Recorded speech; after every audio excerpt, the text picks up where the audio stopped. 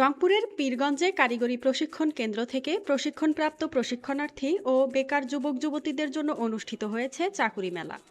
দুপুরে টিটিসির হল রুমে আয়োজিত এই মেলায় অংশ নেয় দেশের স্বনামধন্য শিল্প প্রতিষ্ঠান প্রাণ আরএফএল গ্রুপ। চাকুরি প্রত্যাশীরা সরাসরি ভাইবা এবং সিভি প্রদানের মাধ্যমে চাকুরির সুযোগ পান। প্রশিক্ষণের পর এমন উদ্যোগ বেকারত্ব কমাতে কার্যকর ভূমিকা রাখবে বলে মনে করছেন অংশগ্রহণকারীরা। চাকুরি মেলার মাধ্যমে কর্মসংস্থানের সুযোগ তৈরি হওয়ায় পীরগঞ্জ টিটিসি ও প্রাণ আরএফএল গ্রুপের প্রতি কৃতজ্ঞতা জানান উপকারভোগীরা।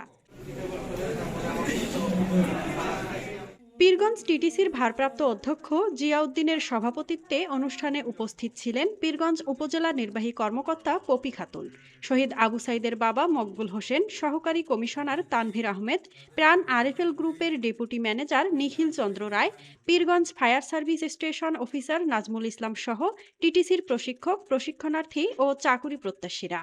সংশ্লিষ্টদের আশা, এমন চাকুরি মেলা নিয়মিত হলে দক্ষ মানব সম্পদ তৈরির পাশাপাশি স্থানীয় পর্যায়ে বেকারত্ব কমবে।